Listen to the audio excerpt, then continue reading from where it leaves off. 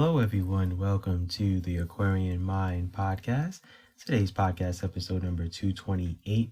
I'm your host, Jamel Crothers. It's Book Insight Friday.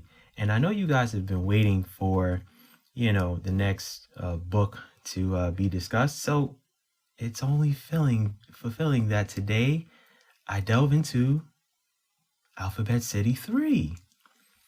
So today I am delving into the process of writing Alphabet City 3, talking about, the main character and what went into writing this story. So the continuation of this Alphabet City series, if you guys don't know by now, it's a 12-book series. It's one book a month the whole year.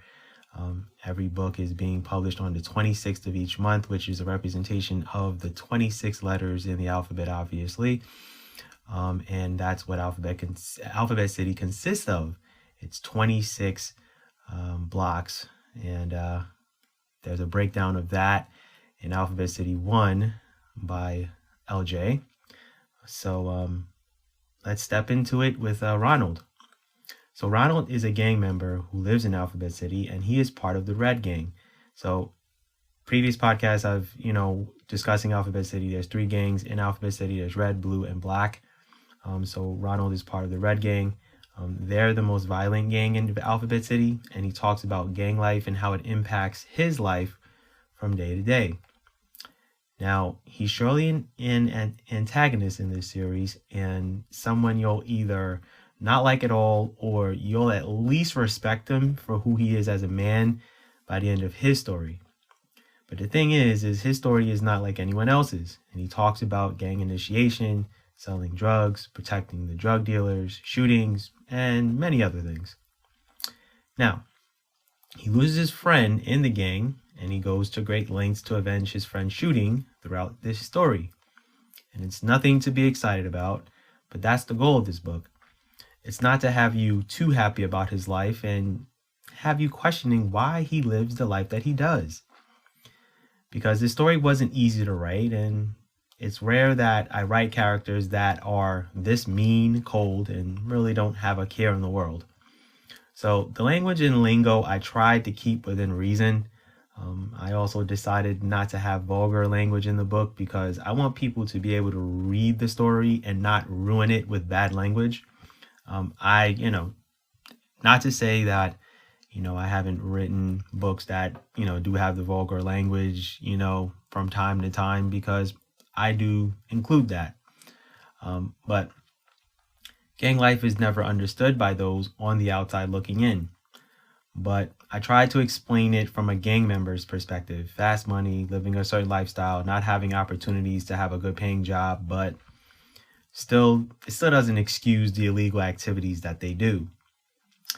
And Ronald is the first antagonist character I've written throughout the whole story in all the books that I've written.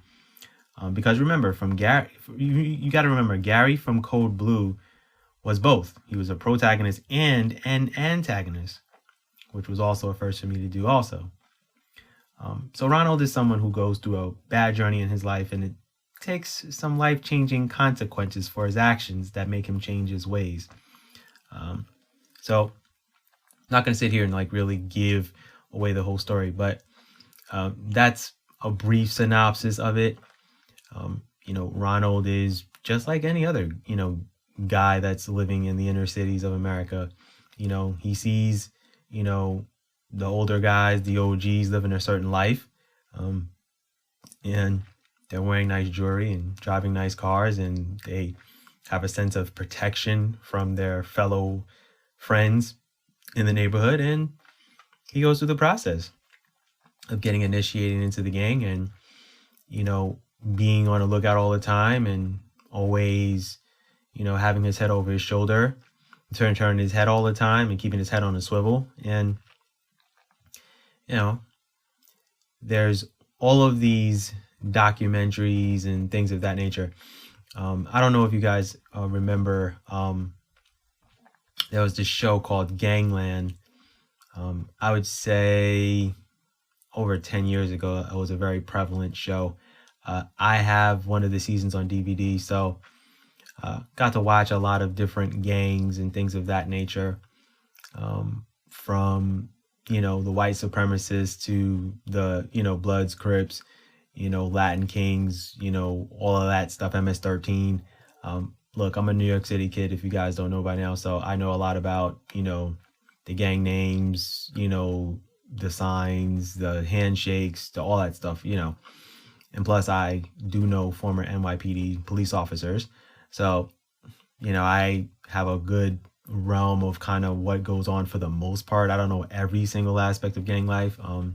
What they give you on TV is not the whole thing, but it's about, I would say, 80 to 85% of what they do. It's guns, violence, drugs, killing, and the game has changed a lot with gangs. Now they're into stealing your identity and robbing you straight up on the streets, things of that nature. But Ronald is, like I said, just like any other, guy who's just trying to make money and doesn't want to go the right route and go in the right direction in his life. And when you see, guys pulling out wads of cash, it's, well, how can I get that?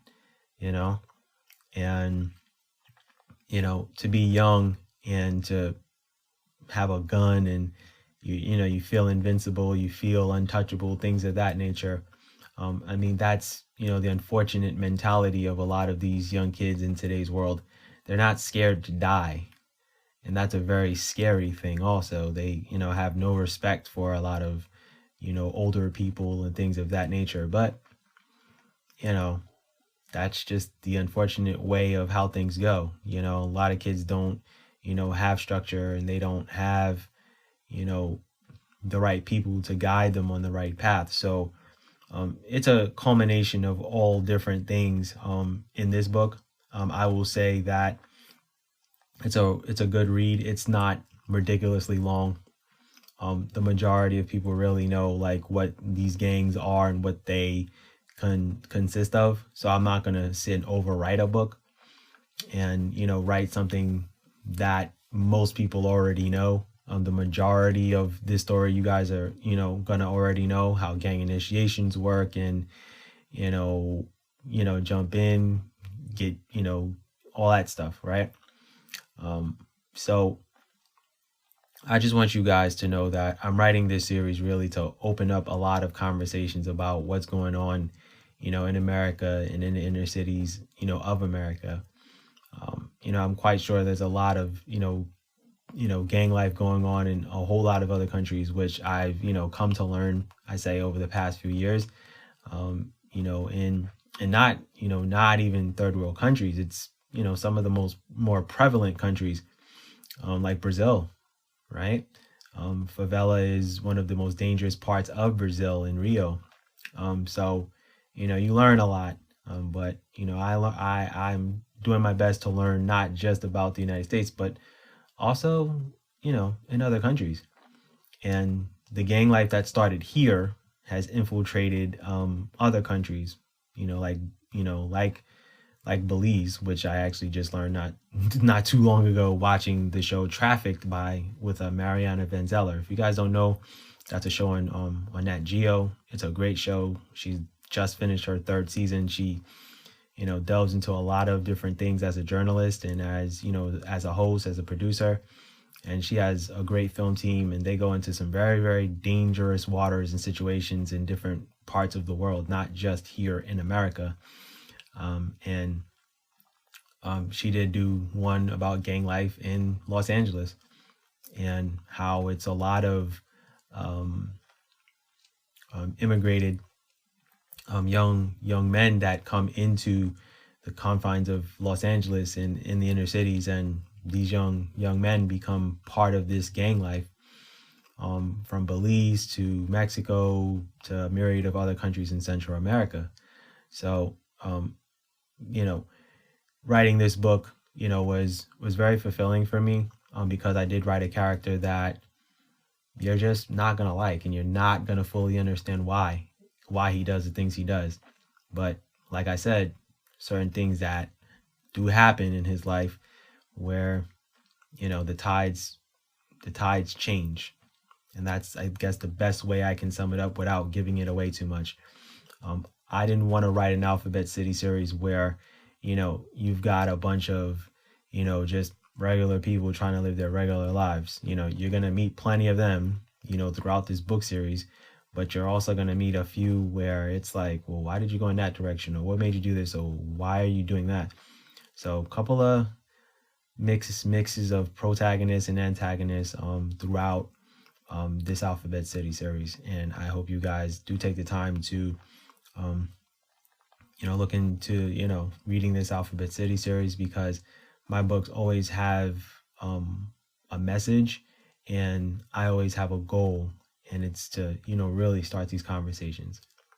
So with that said, that's my podcast for today. I thank you guys for listening. As always, have a good weekend, y'all. Be good, everyone, and go accomplish your goals.